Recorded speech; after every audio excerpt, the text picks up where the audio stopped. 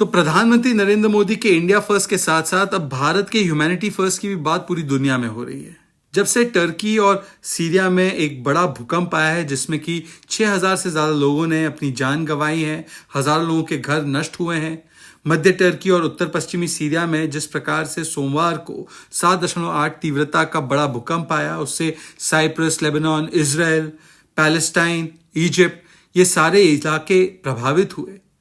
और जिस प्रकार से मानवता की रूह को कंपाने वाली तबाही की वो तस्वीरें हमने देखी, बड़ी इमारतें किस प्रकार से ताश के पत्ते की तरह ढह गई, उसके वायरल वीडियो हमने देखे, किस प्रकार से जीवित इलाके मृत्यु के मलबे में तब्दील हो गए, वो दृश्य हमारे सामने सोशल मीडिया और मीडिया के माध्यम से आए। इस प्राकृतिक आपदा के आतंक के बीच में भारत ने अपनी सभी मतभेदों को दूर रखते हुए, उसे पीछे करते हुए मानवता के मापदंड पर खरा उतरने का काम किया। मोदी सरकार ने न केवल भारत फर्स्ट बल्कि ह्यूमैनिटी फर्स्ट का परिचय दिया।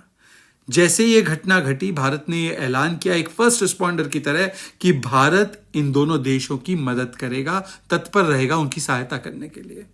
प्रधानमंत्री कार्यालय की तरफ से एक बैठक बुलाई गई जिसमें कि प्रधानमंत्री नरेंद्र मोदी ने स्पष्ट संदेश दे दिया, स्पष्ट निर्देश दे दिया अपने अधिकारियों को कि हर संभव प्रयास और सहायता की जाए इन दोनों देशों की।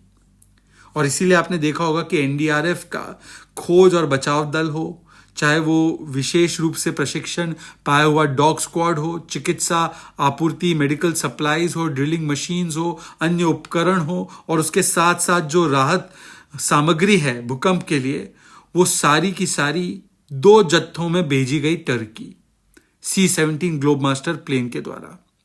भारत के एनडीआरएफ के लगभग 101 कर्मी टर्की पहुंच चुके हैं और वहां पर कार्यरत है। भारत उन देशों में से है जिसने सबसे पहले अपने कदम बढ़ाए टर्की और सीरिया की मदद करने के लिए, और टर्की ने भी भारत का शुक्रिया अदा किया है कि इस कठिन घड़ी में भारत ने एक सच्चे मित्र की तरह अपनी भूमिका निभाई। भारतीय जनता पार्टी के सांसद हैं मनोज तिवारी, उन्होंने बताया कि किस प्रकार से भारतीय जनता पार्टी की संसदीय दल की बैठक में इस विषय पर बोलते हुए प्रधानमंत्री भावुक हुए। संभवतः 2001 में जो बड़ी घटना घटी थी भुज में, गुजरात में, जो भूकंप आया था, उसकी त्रासदी, उसका अनुभव, उसकी तबाही उन्होंने प्रत्यक्ष रूप से देखी थी, और वो सारे अनुभव फिर से, वो सारे जख्म हरे हो गए होंगे इस पूरी त्रासदी को देखते हुए। टर्की वैसे सामान्य रूप से भारत के खिलाफ रहता है, विशेष रूप से वो पाकिस्तान के साथ कश्मीर के मुद्दे पर खड़ा हो जाता है। 2019 में जब से 370 को हटाया गया, तब से अलग अलग मंचों पर जाकर वो भारत के खिलाफ कश्मीर के मुद्दे को उठाता रहा है। यूनाइटेड नेशंस जनरल असेंबली हो 2019 में, या 2020 में राष्ट्रपति एर्डोगान पाकिस्तान गए थे, वो बात हो, या FATF में लगातार पाकिस्तान का साथ देना जिससे कि वो ब्लैकलिस्ट से बचता रहा। पर फिर भी भारत ने संकीर्ण मानसिकता नहीं दिखाई। भारत ने बड़े मन का, बड़े दिल का, विशाल हृदय का और अपनी वसुधैव कुटुंबकम की परंपरा का परिचय दिया। कई देश होते आर्थिक रूप से संपन्न होते हैं, कई देश होते सैन्य ताकत से लैस होते हैं। भारत, नया भारत, आत्मविश्वास, परिपक्वता और नैतिक बल के रूप में किस प्रकार से आगे बढ़ रहा है, उसने पूरे विश्व को उसका एक परिचायक दिया। और ये कोई एकलौती बार नहीं है, बार बार जब भी अवसर प्रदान हुए तब वैश्विक जिम्मेदारी को निभाने के लिए तत्पर रहा है भारत। जब कोविड की महामारी आई, ऐसी महामारी जो विश्व ने 100 वर्ष में पहली बार देखी थी, तो भारत ने अपने 2 मेड इन इंडिया वैक्सीन के 220 करोड़ डोजेस अपने नागरिकों को तो लगाए, परंतु 28 करोड़ डोज वैक्सीन मैत्री के माध्यम से लगभग 100 देशों तक पहुंचाने का काम भारत ने किया। जब नेपाल में बड़ा भूकंप आया 2015 में, तो लगभग 100 करोड़ की राशि और 50,000 घर बनाने में वहां पर भी सहायता भारत ने की। जिस प्रकार से 2016 में चक्रवात प्रभावित हुआ फिजी, तब फिजी की सहायता के लिए $1 मिलियन की राशि और उसके साथ साथ 45 टन जो राहत सामग्री है वो C-17 ग्लोबमास्टर के माध्यम से भेजी गई उनकी सहायता के लिए।